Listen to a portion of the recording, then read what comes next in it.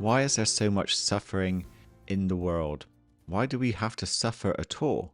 This doesn't sound very much like a loving universal energy, does it?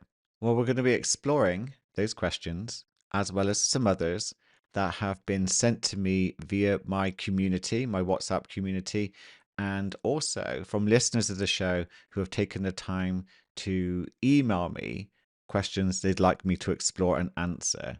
And this all came about from one email I received with their struggle around awakening. And I think it would really resonate with a lot of people who listen to the show. So let's dive in.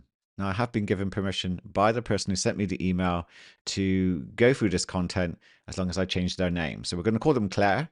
And they said, thanks for your podcast today on spiritual awakening. So much of what you have said has resonated with me, but I wonder if you can help me with something I am struggling to get past on the path to fully awakening. A lot of the discourse around this focuses on the self, the ego, and my problem is that I am in a state of fear and panic about my children's safety as a result of what is happening in the world. I worry very much, for example, about them experiencing war, and worry for them drags me down.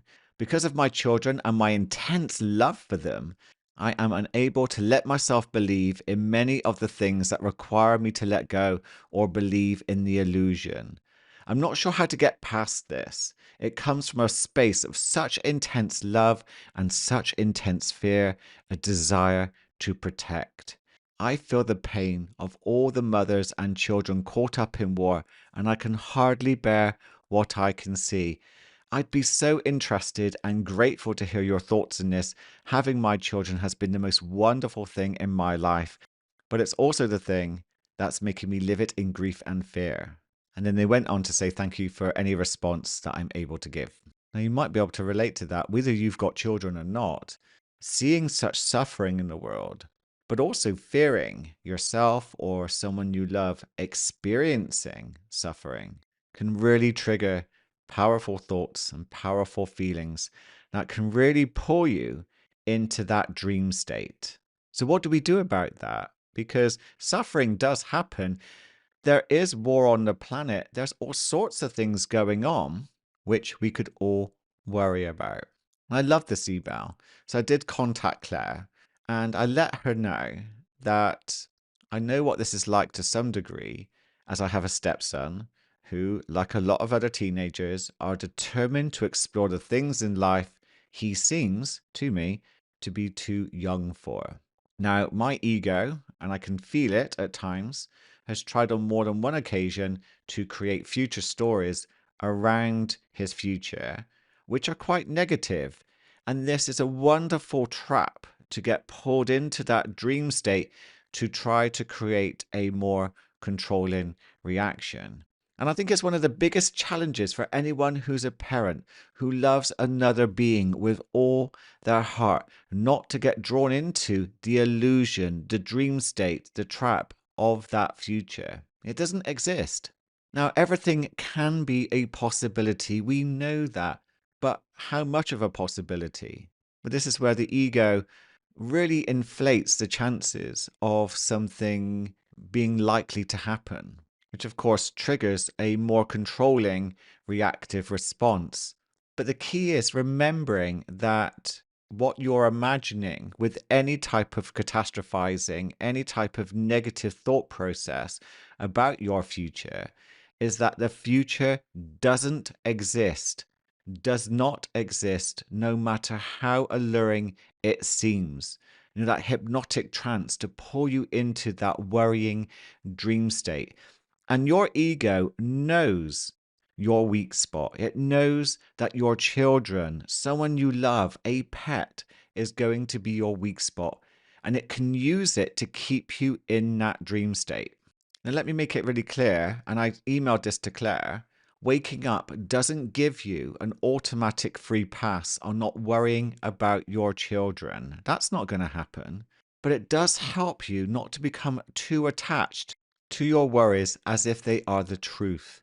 Waking up can help them seem more distant and easy to see them as simply tricks of the mind. So Claire responded with some brilliant points that I want to go through. But her inquiry and self reflection was very interesting, saying, I don't often hear people talk about love for others outside of the self and how that can impact or inhibit any sense of awakening. And I question this a lot. I can control myself and how I respond, but I can't control my children's experiences. And I hope hearing you talk about this will help other people that have wondered the same. Claire went on to say, I absolutely take your point that out of love and fear, I'm reacting to an imaginary future. But it is truly real for those mothers whose children are fighting or being forced to fight, or whose children are frightened, in danger, or killed. How do we accept or reconcile this possibility when it isn't even a dream state but real? Awakening almost seems like a privilege in these terms, afforded to us only because we are not in that situation. I can see how we might handle ourselves in this situation, but I can't accommodate the thought of my children in it. I hope that makes sense. We live on a volatile, spinning ball of rock in outer space.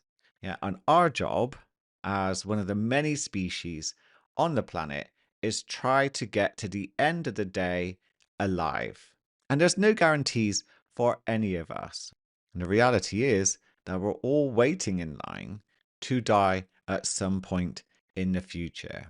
And that's not a bad thing. I know that sounds quite dark, but we are here. We know that for this lifetime, however long that's going to be. And what we could do is live a life that we truly want to live. And that's what I help coach people into, for them to recognize their dreams and to realize that they could actually go for it. Usually, the only thing holding them back is going to be a series of thoughts and feelings that simply are not true. But that's the ego for you. It's the mind trap. And the pain of not living the life that you truly want to live can show up as stress, can show up as anxiety, can show up as ill health. And in my view, that's our wake up call. The wake up call to wake up, to begin to work out, what can I do about this pain?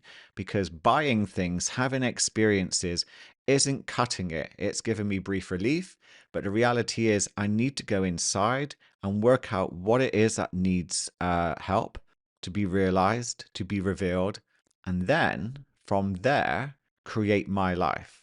And that's what awakening is all about. That's what coaching is all about, because it really focuses on the truth. The truth is so important.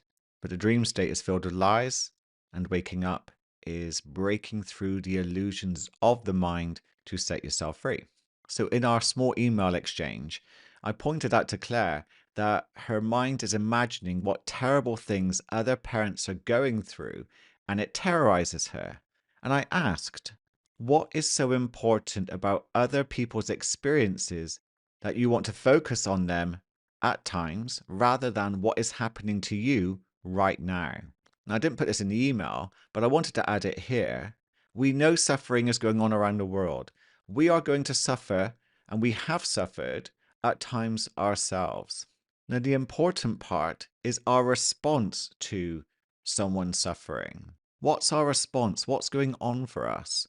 What's our response to our suffering or witnessing suffering? Often, that is the part that needs exploration. So think about that. What is your response? What's going on for you when you see suffering? What does it trigger within you? And often, the conflict within us, what we are struggling with, is how we begin to perceive reality. I love the quote by Nay Nim, and it says, we don't see the world as it is, we see the world as we are. And it's amazing, with so much going on around the world, what we are drawn to, what we become emotionally connected to. Why? With everything that's going on in the world, so many beautiful things, so many mundane things, normal things. What are you being attracted to? What are you focusing on? What is it maybe asking of you to focus on within yourself? Now, when it comes to suffering, we don't know what another person is going through, what they're imagining. If someone has got a child who's a soldier and at war, we don't know what belief systems they have. We can imagine, we could create the worst. But let's be honest, We don't know the truth until we speak to that person. So making it up, what for? What are you getting out of that? And that's an important question to begin to ask yourself. It doesn't take away from the fact that we know there are people suffering. We're not being complacent with that. Awakening isn't from a place of privilege. It's very well documented, by the way, that often suffering, crisis, dark times can trigger awakening. I would say that whilst it was an anxiety disorder, that triggered my first awakening back when I was 20, back when I was at my darkest, lowest ebb and contemplating taking my life because I couldn't carry on. And then I had my awakening experience. It really is individual, but come back to you. Why is an imagined war scenario so important for your ego to focus on?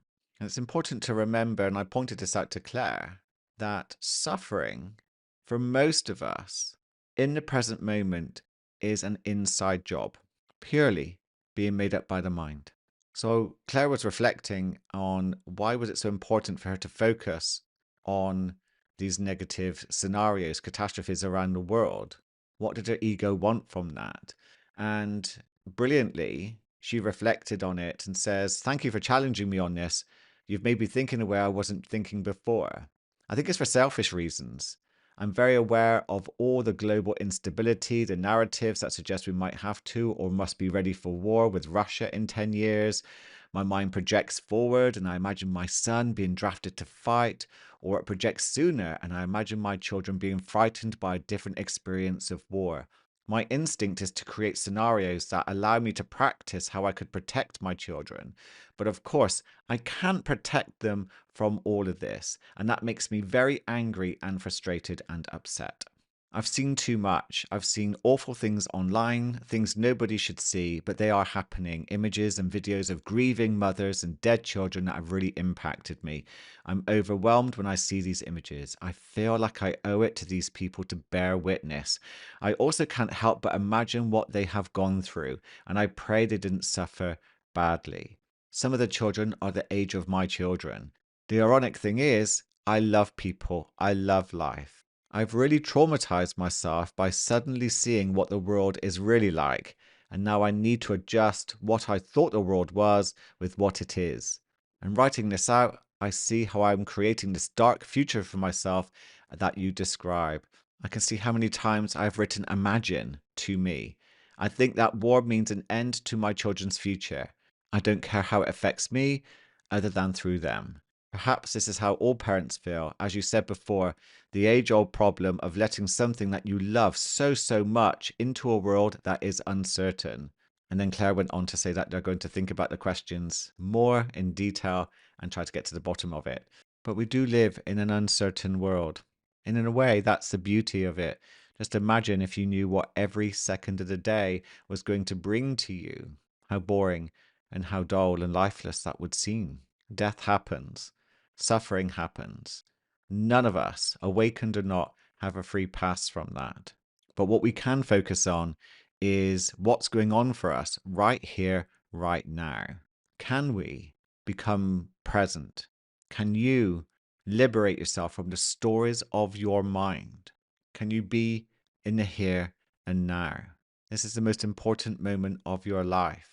And one of the traps that you can fall for is that there's a more important moment waiting for you in the future, which of course will always be the case. And you never really get to experience and appreciate, as much as you'd like to, the here and now. When we're suffering in the present moment, whether it be with hunger, whether it be with illness, pain, grief, then that's something we will deal with in the present moment. But worrying about it, practicing and rehearsing how you'll deal with it doesn't make a difference. All you're doing is stealing from the present moment and hypnotizing yourself into worrying about a future that doesn't even exist. And you have to ask yourself, why? What do I want from that? And explore from there. I hope this has helped you. Begin to think about yourself, whether you've got children or not. Think about, where is your mind at? What do you focus on and why? And we wouldn't do it if the ego didn't think you would benefit from it. And remember, I'll always point out that your suffering is often a wake-up call, a powerful wake-up call to end that suffering by going deep within and revealing the truth to yourself. Not my truth, not anyone else's, but your truth. There's a movement of people awakening. And just to point out that every person that awakens or begins the awakening process impacts the planet in ways we probably, possibly cannot even know. It's like a ripple. And the fact that you're listening to this shows that you are on that path. I have also received quite a few other questions, which I will go through in a future episode. And if you have any questions around awakening or mindset, contact me and I'll do my best to answer, or I'll put it into a podcast episode just like this one. Thank you so much for being with me. If you really enjoyed this episode, please share, please subscribe, please leave me a review. It really helps the show grow. We are doing really, really well. And if you are someone that wants to spread a bit of love and awakening around the planet, please send this to someone you think would benefit from it. And I want to say thank you for being you, and I look forward to connecting with you in the very next episode. Have a wonderful, peaceful, and present day.